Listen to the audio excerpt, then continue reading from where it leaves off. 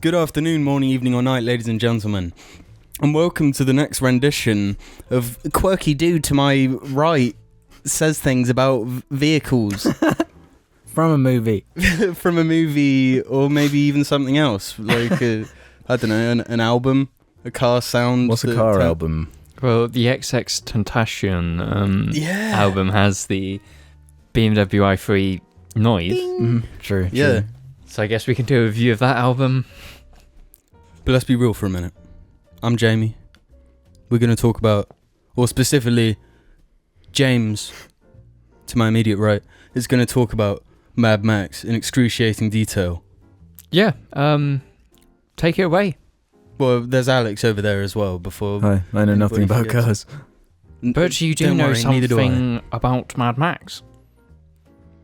So Jim's always been like the mega fan of this movie in my mind. And I've always liked this movie, but it's one of those movies that I appreciate more every time I see it. Mm-hmm. I see more layers in it. I appreciate the storytelling more, the music, and of course, arguably the biggest appeal, those vehicles. The vehicles. I think a lot of when a lot of people go to watch this movie, I'm always curious on what they go in seeing. What's the main draw? Because to me, Mad Max has always been, it's just a car movie. It's for car people. So I'm curious on, because you guys obviously wouldn't have approached this movie with like, I came at it from a totally different angle. I was more interested from a scope and action perspective, and I feel like you get that as well. I think this movie is for everyone. Yeah. No, yeah, it's hard to argue that because it does everything so well. Where if you're coming in as cars, you're gonna fucking love it, and you know, with the action being as great as it is, and the acting and soundtrack and everything about it, you're always gonna have a really good time with it.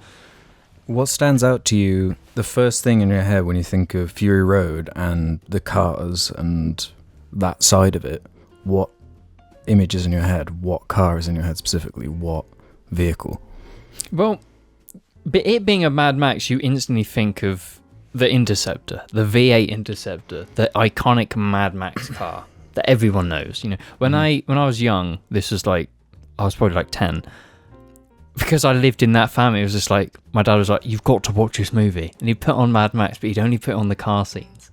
Mm-hmm. So he'd just be the very original? Yeah. Yeah. So even from a young age, I knew the V8 Interceptor, and it was a car that was always sick.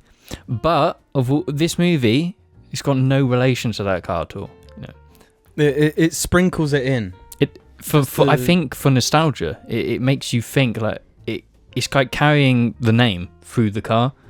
So by it having the car, the iconic car, it's like a stage. That's how they sort of reintroduce you to the world and the story, isn't it? With that, and then it's kind of taken away from him. Yeah, because at the beginning, it starts with the scene of Max with the V8 Interceptor, looking over the big desert, and then it gets destroyed. That's how the movie opens, is the V8 Interceptor being destroyed by what is the gang called that they are?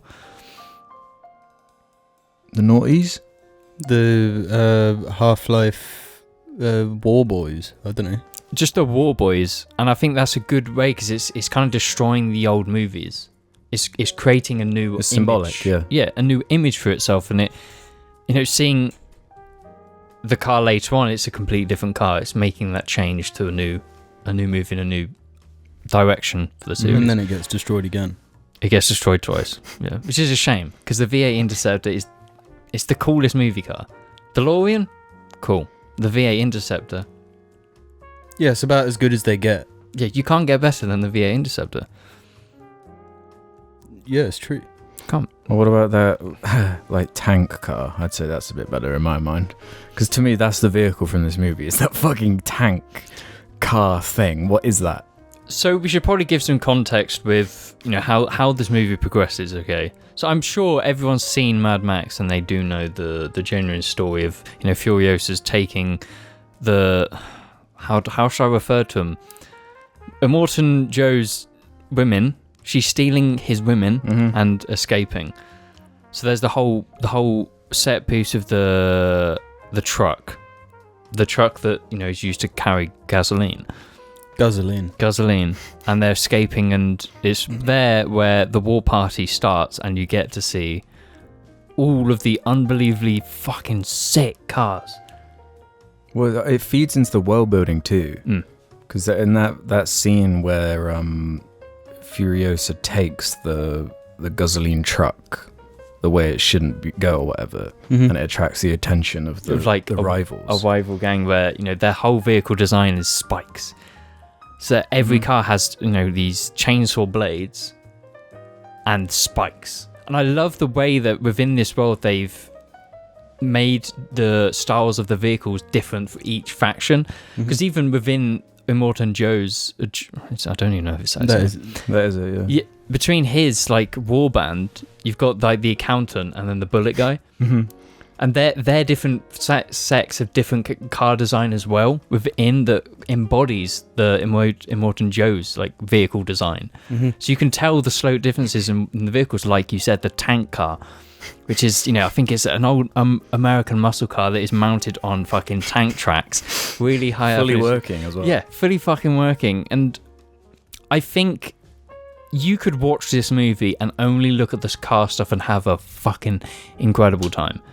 Because the first time I watched this movie, it was all like, oh no, you're following the story, the action.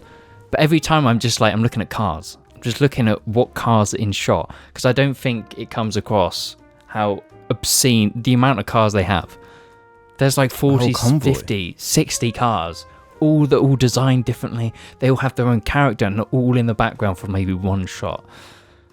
It makes you wish or hope that there's a big documentary feature on the Blu-ray or something that's just highlighting all of the different cars, because there are so many and everyone's going to have a different favourite one. Because Immortan Joe's main ride, that's a memorable one too. It's the monster truck, the bright chrome He's got two different ones, I'm pretty sure. He's got one that's a straight up monster truck, and one that's more like a hot rod. He has his main car, which is the sickest thing. It's a car on huge wheels, but the back of it is the same car again. Yeah, that's It's right. extended all the way up, and it's a really old 60s a muscle car, like an Impala or something, with the really distinctive lights from the back where it's got fins.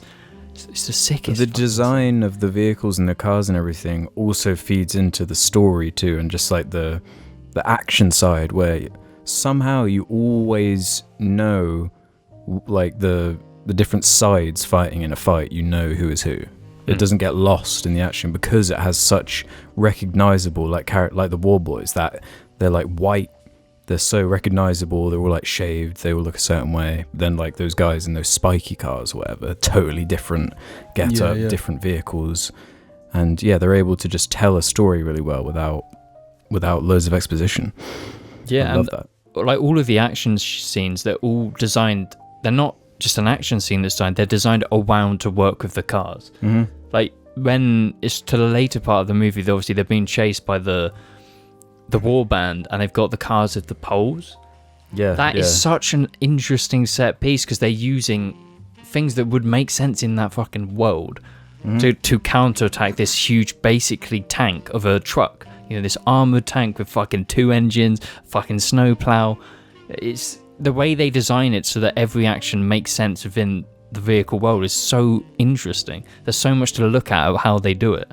Yeah, how do you feel about the all the different mechanical aspects on the war rig itself? It's got that snowplow that goes down. Which they use to put out a fire with. I did watch a few scenes today, and the one that my favourite scene in the whole movie is when they're being chased by the warband and they go to the canyon to do the trade to the motorbike guys. The way the whole set piece works with the motorbikes, because the whole movie it's all about cars. So when they add in these bandits that are all on bikes, they do so much of it with the jumping, and because it's the scene, it's the one of the best scenes ever, where Furiosa has the SKS and she goes on top and she's shooting them mid-air, and then Max is shooting underneath. That whole set piece when the bikes are flying over and they're riding past, it's so fucking good, because it's even with the bikes and the music there as well. We should get onto music because there's so much to say about that. But when you look at this movie, even car people, the cars are customized, you know, they're modded, they're created to look a certain way. And a lot of people forget that you can do the same with bikes. And in the bike scene, you can notice the bikes with the really long trailing arm. Yeah, really long. Which are used for like hill climb racing. And just to see that where there's variety even with the bikes and how they're shown to be to be used a certain way, they're versatile. To make sense with the environment though too. Yeah, because they're basically trials riders. They're going up mountains with their crazy bikes. And it's just that whole scene it gives me butterflies when I watch it because it's so cool. Because of all the vehicles, the thing that bikes are fucking cool in every situation. They're perfect bikes for action too. Yeah, like, and especially in a desert, they use it so well. just the setting of a desert too. The fact so much of it is like shot in a real desert. Yeah, it adds so much to it with the sand being kicked up by the wheels. I think about that a lot with the big war rig thing. It's just those huge wheels just spinning sand everywhere, and like the visuals of that. Yeah, I think the sound design for this movie is obscene. Like, I'm curious what a level of detail you can pick out, James, because you know all the actual engines and whatnot that these cars should sound like. To me, I can sort of close my eyes, think of a vehicle from this movie and hear it. Whether the sound is actually how that vehicle would sound or not is more your expertise, but I do find it ridiculously impressive. Well, because surely these things in real life would be making some funky ass noises. Yeah, because to be on the realistic side, all of these vehicles, and it's with the game is accurate to this as well. The whole style of Mad Max is 60s muscle cars is the style, which you're getting big V8s, big rumbly, powerful V8s, and in the world, the exhaust pipes are like there, engine, exhaust pipes. They're going to be the loudest fucking things in the world. They will. Those type of engines with those can make your ears bleed. They are that obscenely loud. So you think when there's like a whole band of them, like 60 of them, they're using, you know, like the NOS, and there's flames. Yeah, it's obscenely loud is what they would be. And with the way they designed the sounds, so the scene where this is after where they use the wham to get the sand over the thing. They zoom in on the big blower on the truck, and then you see the flaps open, and you hear the sucking noise. Right,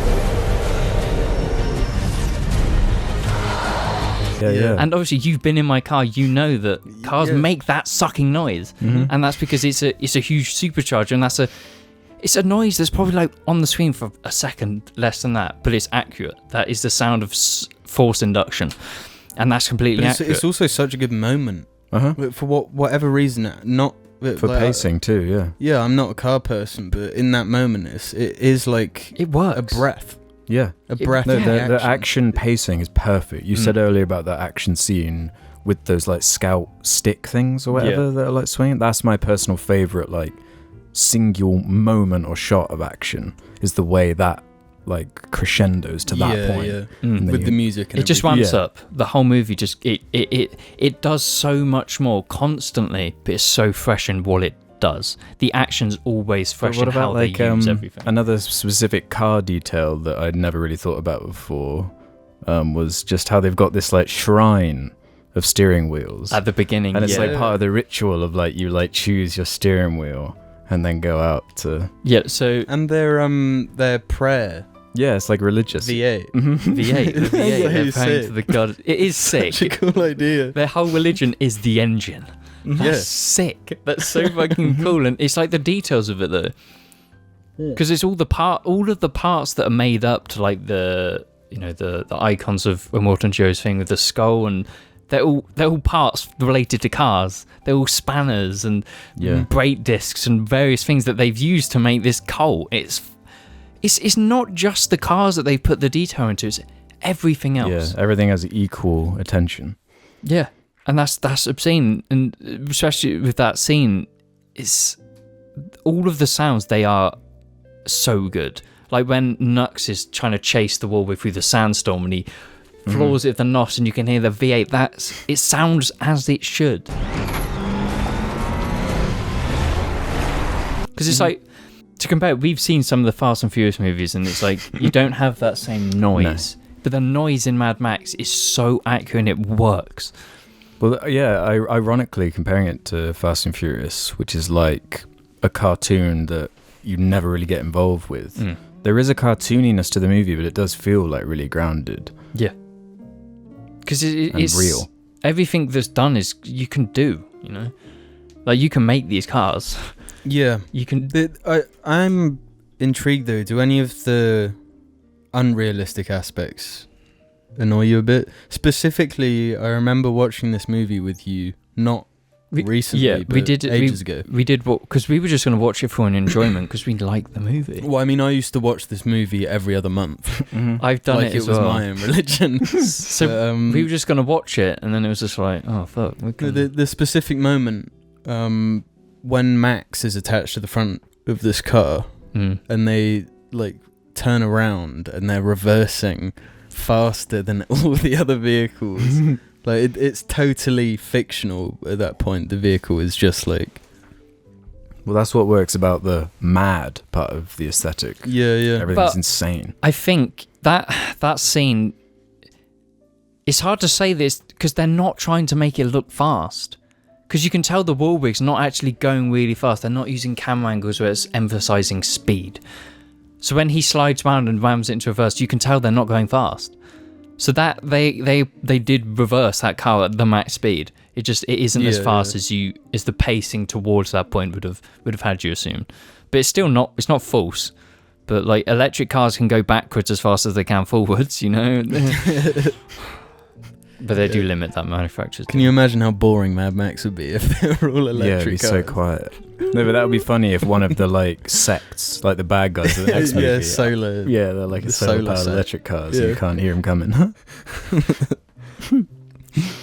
But this is not really all that unrealistic. Like, the most unrealistic thing about the movie is NOS, and I think that there's a lot of misconceptions of how NOS works, and because of video games, because of movies, it's just like Furious, you press this button and you get loads of speed, and that's not how it works.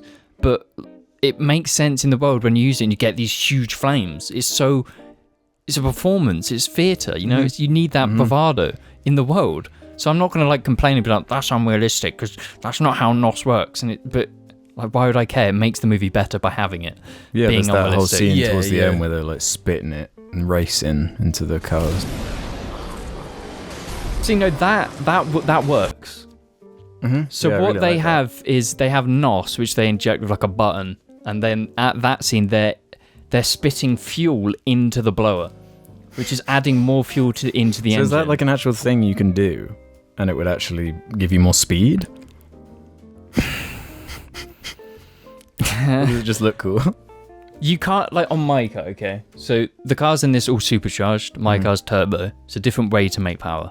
You can't do it with my car because it's all enclosed in pipework. But if you have, like, you know, DOMs, like the blowers in this movie where they're on the bonnet, if you do spit petrol into it, you won't make it faster. You'll enrich the fuel and you'll probably ruin the engine to a certain extent. But you can do it. It's not unrealistic.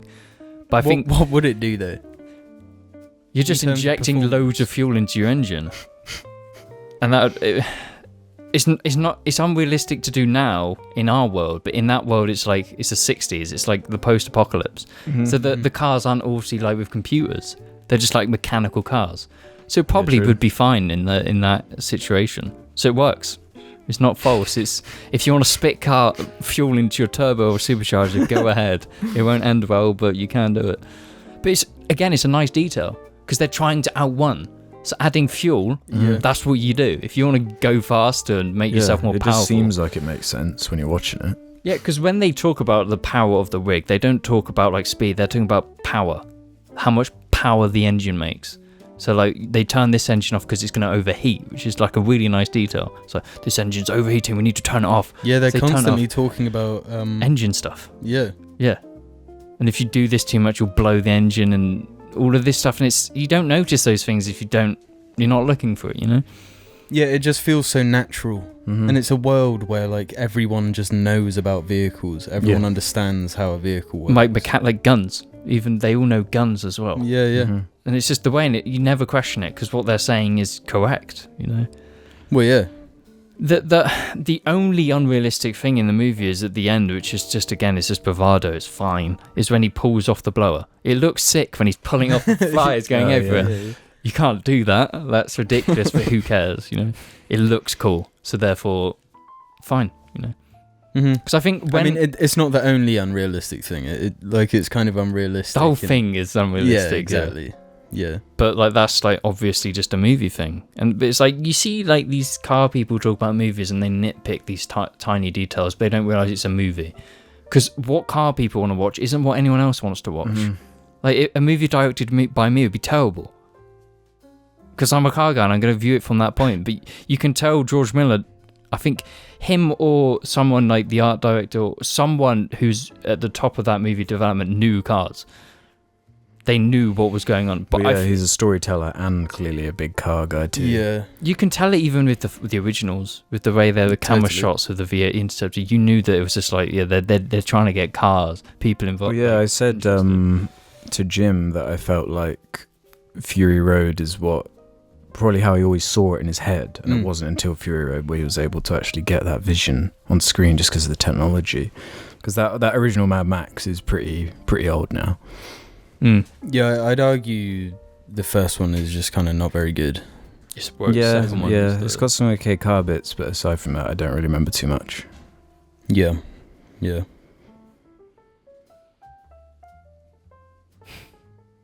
Any other bits? Any other standout car moments?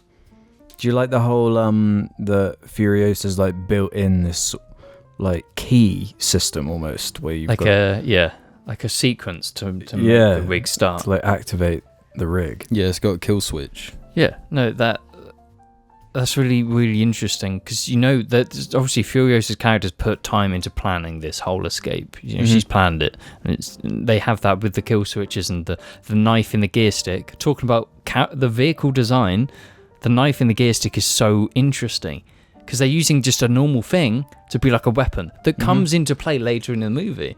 Yeah. And on that sort of note, on the door of the war rig, isn't there like a skeleton arm? There's a skeleton arm, which is in quite a few shots. They get some good stuff. It's obviously because her arm, and that too. It's like a reference to that, which is all the effects work with her robot arm is really cool. Yeah, it's incredible. It's actually flawless in my opinion. Yeah.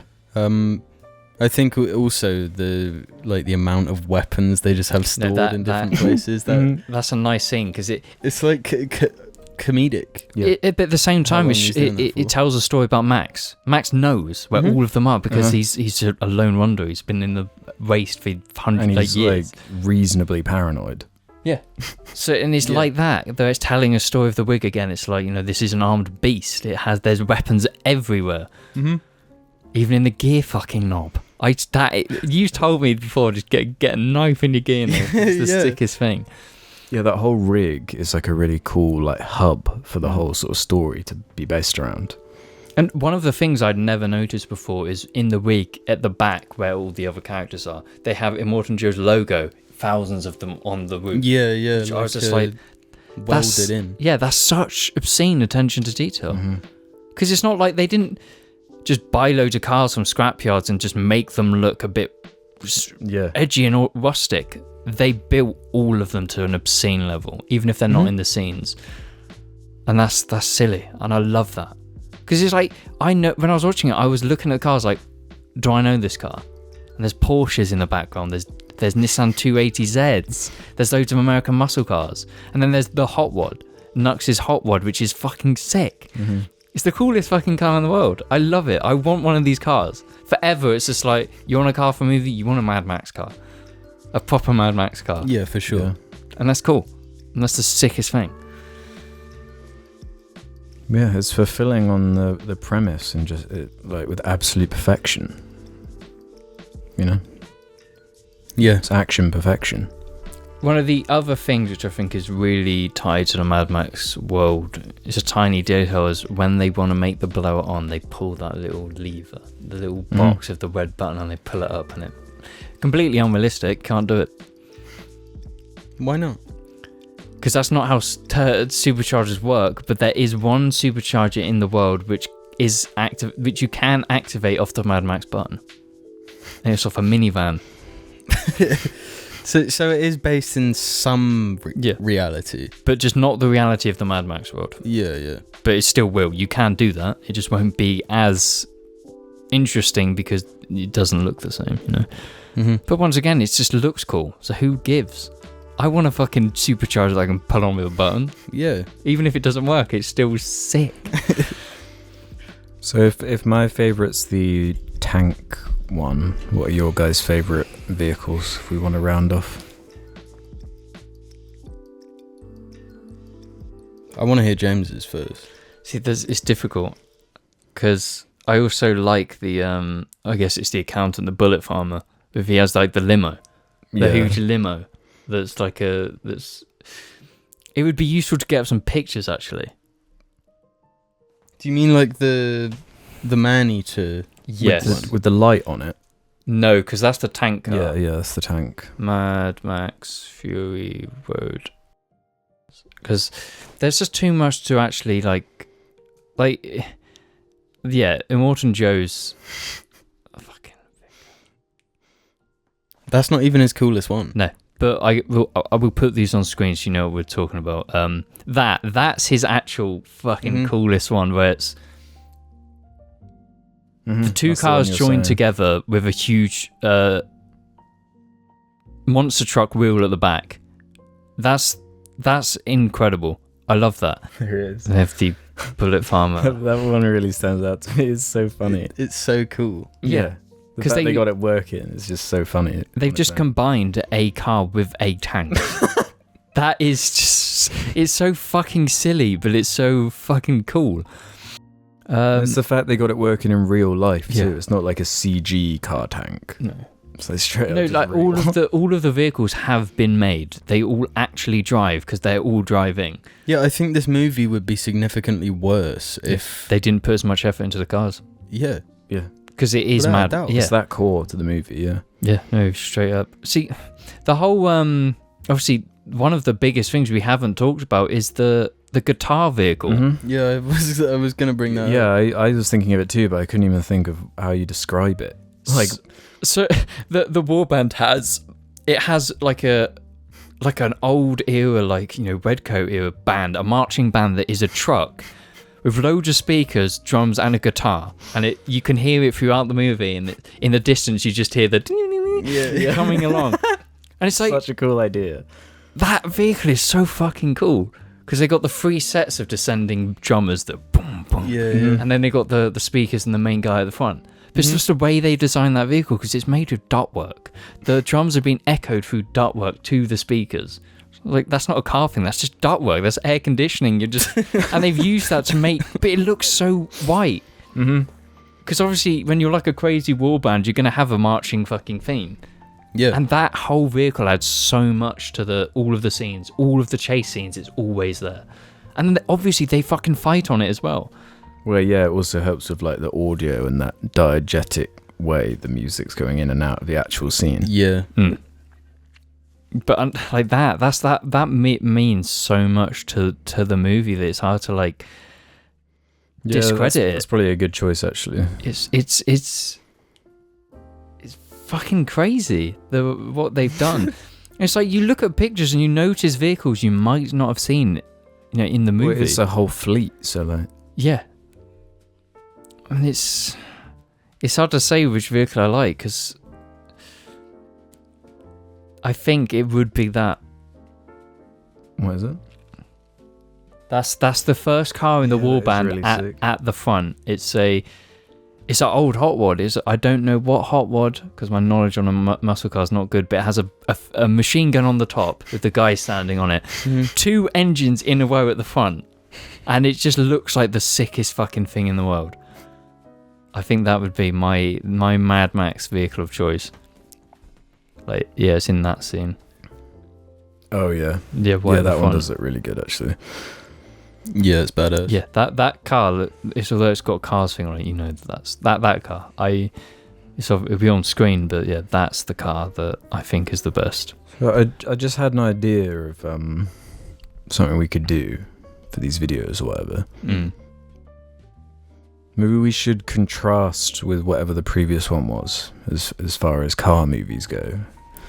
And so then each time we do one, we can, there's a bit of a hierarchy building. We're building the list of car. Essential car movies approved by James. No, that's how we should end it. How essential is this car movie? That's how we end it. Mm-hmm. In comparison to Cars. Yeah, watch Slightly Below Cars? No, Slightly Below Cars 2. Yeah, slightly. No, but fucking. Above Cars 1, below Cars 2. Like, you can't even compare Mad Max and Cars in terms of car content, because they're so fucking. They're no, but it was one of the positives you were saying about Cars was that at the very least it will introduce young car people into the car world and the fandom and everything. Yeah, Mad Max probably does a better job because there's more car stuff on display. There's more of like a mechanical. Yeah, it's not for little babies either. No. Everyone of any age can enjoy it. Like we mentioned about just the sound, but it's also the soundtrack. It's made by Junkie XL. I've watched some documentaries on how he made it, and he made it. How you listen to it on YouTube now is not the same as listening to it in the cinema. The way it's developed with the layers it's a completely different experience in the cinema. Like just the way he talks about it is fascinating because he really gets it. He gets the whole appeal with Mad Max. It's on YouTube. It's on his channel. I'd watch that if you're interested in the movie. But I've driven to the Mad Max music, and it's like, well, yeah, it's just a good feeling. It's a really good soundtrack. Gets you fucking hyped. Yeah, it gets you pumped as hell. Yeah. Like, there's not much to say because how many reviews out there have said Mad Max incredible and spoken so great about the direction and everything. So we can't say much more about how good the movie is because it's just, if you haven't seen it, watch it. I agree. We've talked about Mad Max before on the cast, and obviously it's always the same thing we say. It is that good, but it's nice to see that the cars are one of the main draws, and it's like there's so much there. Because once you might have never watched this thinking about the cars, but when you do, it's like you appreciate it more because you notice how much work they've put into the vehicles. Yeah, it's so like nonchalant about its use of the vehicles, as if they're just it's a standard for them. Yeah, as if we got all these just crazy fucking vehicles. This is just how we get around. Yeah. So you don't necessarily think about. Wait a minute, they must have spent hours putting in these Morton Joe insignias into every inch of the ceiling on the war rig. Or it must have taken them forever to like build a mask for Max, sculpted specifically around his face, made out of a trowel. There's so many details like that in this film. The world building unbound. And I think it being in the desert, it makes sense because the atmosphere is fucking dull. It's a desert, so your attention is on the vehicles and the action. It wouldn't work if it was in like Mad Max like 1 era where there's no highways and grass. So it's like when they're preparing for this movie, they get in the location. It's just like, what are they spending all their time doing? Building cars. Because I've watched fighting over cars, fighting over gas, fighting over everything to do with vehicles and cars. And it's damn. Like, I'm going to watch this movie many times in the future. Obviously, I can't deny that. Yeah, I don't know. We've set the standard pretty high now. Like, can you even think of anything off the top of your head that's like a better car movie that scratches that itch in that way?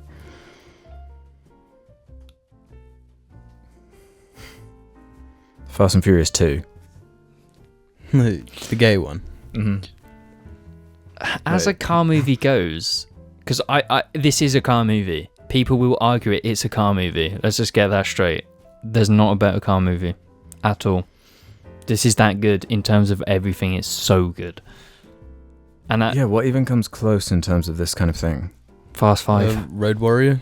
If Road Warrior and Fast 5 are the closest, I mean, Fast 5. we got a lot to talk about Fast 5, but like, Cars at the moment is the bottom and the top is Mad Max. Out of two, and there's a lot to watch. So, well, what do we do next? Should we let them decide? No, because they're going to pick Cars 2. And we're not watching Cars 2. It can't be something from the same franchise within 2. Yeah. Has to be broken up. So pick Fast and Furious. No, I think we are going to do Fast and Furious. I am so unbelievably hyped to. I've never seen the first one. The first one's the best one. Vin Diesel acts. Paul Walker. He said that. It's recorded now though, so. So You know he does. When we see it. Like, you've seen him in later movies. He doesn't act as much as an actor should. First one though, he's just. We're gonna watch Fast and Furious. I'm really excited because this is Mad Max. I like Mad Max. I like Mad Max cars, but Fast and Furious is my shit. That's my cars. That's the shit I love. So, yeah. Well, thank you for your thoughts and ideas on the vehiculars from Mental Mildred. Mental Highway. I just hope that people can come from this just appreciating the cars of Mad Max more, because that's what deserves the praise. Is the cars. So if people can appreciate the cars, then that's the job done. Yeah, and like, how many mechanics do you think they had on board just working day and night to get this shit working? Probably a lot.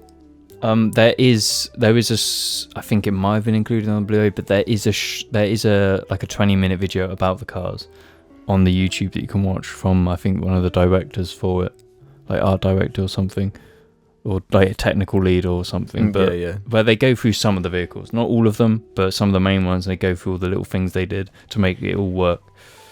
Yeah, so yeah, but yeah, just enjoy that movie and appreciate all the work in the cars. Thank you for watching this episode. We'll catch you next time.